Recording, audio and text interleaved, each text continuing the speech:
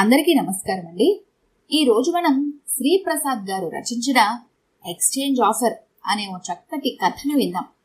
ఇక కథలోకి వెళ్దాం. ఆఫీస్కి టైం అవుతున్నట్లు గోడ గడియారం చూపిస్తోంది.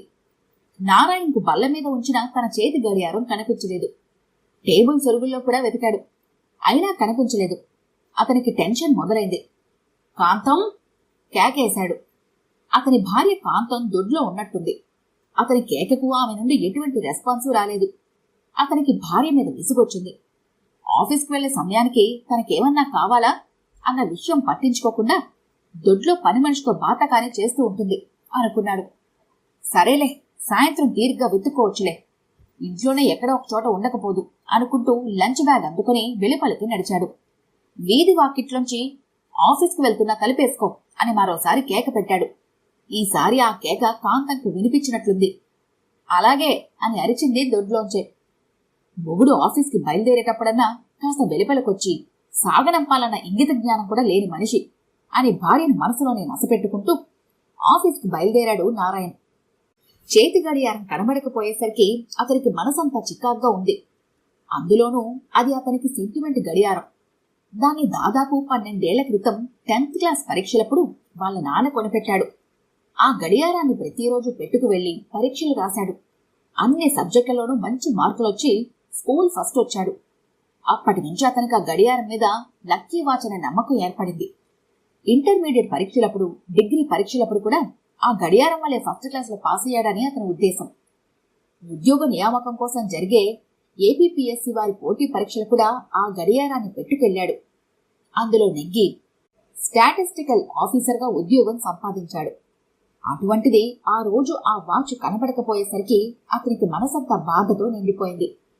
సాయంత్రం ఆఫీస్ నుండి రాగానే కనీసం బట్టలన్నా మార్చుకోకుండా గడియారం కోసం వెతకడం మొదలుపెట్టాడు. భర్తను చూసి, ఏమిటండి వెతుకుతున్నారు అంటూ అక్కడికి కాఫీ గ్లాస్తో వచ్చింది కాంతం. నా గడియారం కనిపించడం లేదు కాంతం, ఉదయం ఇక్కడే ఈ టేబుల్ మీదే పెట్టాను, మళ్ళీ చూస్తే కనిపించలేదు, నువ్వేమైనా చూసావా అని అడిగాడు నారాయణ్ కాంతాన్ని. ముందు కాఫీ తాగండి అంటూ కాఫీ గ్లాస్ అందించి లోనికి వెళ్ళింది కాంతం. కాఫీ గ్లాస్ అందుకున్న నారాయణ్ గడియారం ఏమైందబ్బా అని ఆలోచిస్తూ కుర్చీలో కూర్చుని కాఫీ సిప్ చేయసాగాడు. కొంతసేపటి తర్వాత కాంతం గదిలోంచి ఓ కొత్త టైటాన్ గడియారంతో యువతలకొచ్చింది. ఇదెక్కడిది అడిగాడు నారాయణ్. మీకోసమే కొన్నానండి అంది కాంతం. నాకు నా పాత వాచ్ ఉందిగా, మరో గడియారం ఎందుకు కొన్నావు అన్నాడు నారాయణ్. ఆ వాచ్ని ఎక్స్చేంజ్ ఆఫర్లో మార్చే ఈ గడియారం కొన్నానండి, అందువల్ల 25% డిస్కౌంట్ వచ్చింది. మీ పాత గడియారం అమ్మితే 100 రూపాయలు కూడా చేయదు. ఈ గడియారం 2000, 2000 మీద 20% డిస్కౌంట్ అంటే 500 రూపాయలు. అంటే ఆ పాత వాచ్ని ఎక్స్చేంజ్ ఆఫర్లో మార్చినందువల్ల 500 వచ్చిందన్నమాటే కదా అంది కాంతం. నా వాచ్ మార్చేశావా అదిరిపడ్డాడు నారాయణ్. అతనికి కోపం నశాలానికి అంటుంది. ఎందుకు మార్చావు, ఎవరినడిగి మార్చావు అంటూ పెద్దగా కేకలు వేశాడు. అతని కోపం చూసి జంకి ఒక అడుగు వెనక్కి వేసింది కాంతం. అది నాకు సెంటిమెంట్ వాచ్ నీకు తెలుసు కదా అన్నాడు కోపంతో. దానివల్ల నేను ప్రతి ఎగ్జామ్లను ఫస్ట్ క్లాస్ పాస్ అయ్యానని నీకు ఇదివరలో చెప్పాను కదా. కోపంతో అతని ముక్కుపుటాలు ఎగిరి పడుతున్నాయి. గుమ్మడికాయ ఏం కాదు, మీరు బాగా చదవబట్టి అన్ని పరీక్షలు ఫస్ట్ క్లాస్లో పాస్ అయ్యారు. చదవకుండా ఉత్త గడియారం పెట్టుకు వెళ్లి పరీక్షలు రాసుంటే కనీసం పాస్ అయినా అయ్యుండేవారా అంది కాంతం చిరాగ్గా. మంచి ఆఫర్ అని ఆ డొక్కు వాచ్ మార్చి కొత్త వాచ్ కొన్నాను తప్ప. ఆ రోజంతా ఇద్దరి మధ్య వాదనలు జరిగాయి. ఆ రాత్రికి ఇద్దరు అలిగి అన్నం తినకుండా పడుకున్నారు. భార్యాభర్తల కోపాలు ఎంతకాలం ఉంటాయి? ఎవరో ఒకరు సర్దుకుపోవాలి కదా. తాను చేసింది ఏమాత్రం తప్పు కాదని కాంతం పట్టుబట్టేసరికి నారాయణే మరుసటి రోజుకి సర్దుకుపోయాడు. ఒకరోజు టీవీ చూద్దామని టీవీ ముందు కూర్చున్న నారాయణకు తమ పాత బీపీఎల్ టీవీ బదులు కొత్త శాంసంగ్ ఊఫర్ టీవీ కనిపించింది. కాంతం అంటూ కేకేశాడు. అతని కేక విని వంటిట్లోంచి పరుగున వచ్చింది కాంతం. ఈ టీవీ ఎక్కడిది? ఆమె వైపు గుర్రుగా చూశాడు నారాయణ్. నేనే కొన్నాను, ఎక్స్చేంజ్ ఆఫర్లో పాతది మార్చి కొత్తది కొన్నాను.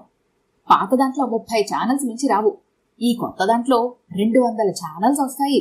అందులోనూ ఇది flat screen. Extra woofer system వంటి లేటెస్ట్ టెక్నాలజీ ఉన్న టీవీ. అంతేకాదు దీన్ని కొంటే ఓ ట్రావెల్ బ్యాగ్ కూడా ఫ్రీగా ఇచ్చారు అంది కాంతం. 200 ఛానల్స్ వస్తే 200 ఛానల్స్ చూడగలమా? మనం నిత్యం చూసి ఏడ్చేవి తెలుగు ఛానల్స్ 4 కదా. ఎప్పుడైనా నువ్వు నన్ను టీవీ చూడనిస్తే ఏ ఎన్జీసీనో బీబీసీనో చూస్తాను. ఆ ఛానల్స్ అని మన పాత టీవీలో వస్తున్నాయి కదా. మనం చూడడానికి ఎన్ని వందల ఛానల్స్ వస్తే మాత్రం ప్రయోజనం ఏముంది? ఇంతెత్తున లేచాడు నారాయణ్. మనం చూడనంత మాత్రాన మనకు కేవలం 30 ఛానల్స్ వచ్చే టీవీ చాలా? కేబుల్ వాడికి మనం 5-6 ఛానల్సే చూస్తున్నామని డబ్బు తగ్గించుకోమంటే తగ్గించుకుంటాడా? నా ఫ్రెండ్స్ ఎవరైనా మన ఇంటికొస్తే ఆ పాత టీవీలో వచ్చే 30 ఛానల్స్ సర్దుకుపోతున్నామని చెప్పడానికి నాకు సిగ్గనిపిస్తోంది అంది కాంతం కూడా రుసరుసలాడుతూ. మళ్లీ ఇద్దరి మధ్య వాదనలు జరిగాయి.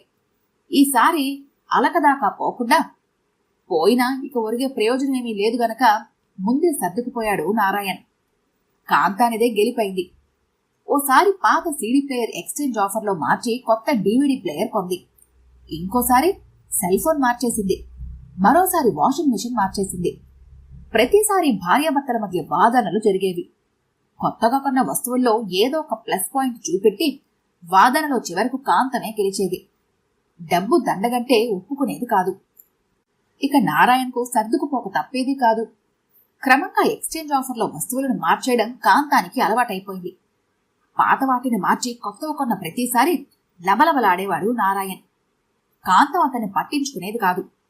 అలా మార్చేసిన వాటిలో కుక్కరు, మిక్సరు, ఫ్రిడ్జ్లు కూడా చేరాయి. చివరికి పట్టు చీరలు కూడా ఎక్స్చేంజ్ ఆఫర్లో మార్చేసి కొత్తవి కొంది. సొంత ఇల్లు లేదు కాబట్టి సరిపోయింది. లేకుంటే పాత ఇంటికి బదులు కొత్త ఇల్లు కొనమని కూర్చుంటే నా గతేం కాను అనుకున్నాడు నారాయణ్. ఆమెనెలా మార్చాలో అర్థం కాక సతమతమైపోసాగాడు. ఓ రోజు మా చెల్లెలికి పెళ్లి సంబంధాలు చూస్తున్నారట. నన్నొకసారి వచ్చిపోమ్మని మా నాన్న ఫోన్ చేశాడు. నేనోసారి మా ఊరెళ్ళొస్తాను. ఓ వారం పాటు మీకు హోటల్ తిండి తప్పదు అంది కాంతం. సరే అన్నాడు నారాయణ్. ఆమె ఊరికి వెళ్లిన పక్క రోజు ఒక చక్కటి ఆలోచనొచ్చింది నారాయణ్కు. వెంటనే మామగారికి ఓ లెటర్ రాసి పడేశాడు. పోస్ట్లో పంపితే ఆలస్యం అవుతుందని కొరియర్లో పంపాడా ఉత్తరాన్ని. ఆ ఉత్తరంలో గౌరవనీయులైన మామగారికి అల్లుడు నారాయణ్ నమస్కరించి రాయినది. మీరు మీ చిన్నమ్మాయికి పెళ్లి సంబంధాలు చూస్తున్నారట కదా. మీ పెద్దమ్మాయి చెప్పింది. అందుకే ఈ ఉత్తరం రాస్తున్నాను. అన్యదా భావించవద్దు. 4 ఏళ్లుగా మీ పెద్దమ్మాయితో కాపురం చేస్తున్న నాకు మీ పెద్దమ్మాయి లక్షణాలు కొన్నొచ్చాయి. అందుకే ఓ చక్కటి ఆలోచన వచ్చి ఉత్తరం రాస్తున్నాను. మీ అమ్మాయి పుణ్యమాని నాకు ఎక్స్చేంజ్ ఆఫర్ వచ్చింది. మీరు ఒప్పుకుంటే మీ పెద్దమ్మాయిని ఎక్స్చేంజ్ చేసి చిన్నమ్మాయిని పెళ్లి చేసుకుందామనే ఆలోచన వచ్చింది. మీ పెద్దమ్మాయి మనసు నాకు చక్కగా తెలుసు. 4 ఏళ్లుగా నాతో కాపురం చేసిన మీ పెద్దమ్మాయికి ఈసరికే పాత ముగ్గునైన నాపై మొహం మొత్తుంటుంది. అందుకని ఈ ఎక్స్చేంజ్ ఆఫర్కు ఆమె కూడా తప్పక ఒప్పుకుంటుంది. అంతేకాదు ఈ ఎక్స్చేంజ్ ఆఫర్ వల్ల మీకు మంచి లాభం ఉంటుంది. కట్నంలో భారీగా కన్సెషన్ ఇస్తానని మాటిస్తున్నాను. ఏ విషయం వెంటనే ఫోన్ చేయ ప్రార్థన. ఇట్లు మీ అల్లుడు నారాయణ. ఉత్తరం మామగారికి అందిన వెంటనే ఎలాంటి ప్రతిస్పందన ఉంటుందో ఊహించాడు నారాయణ్. అతను ఊహించినట్లే 2వ రోజు ఉదయానికే అతని మామగారు కాంతాన్ని వెంట పెట్టుకుని అతని ఇంటి ముందున్నాడు. లెటర్ను అతని మీదకు విసురుతూ, ఏంటల్లుడు ఇది అన్నాడు కోపంగా. వివరంగానే రాశానే, అర్థం కాలేదా అన్నాడు నారాయణ. ఎక్స్చేంజ్ ఆఫర్ ఏమిటి?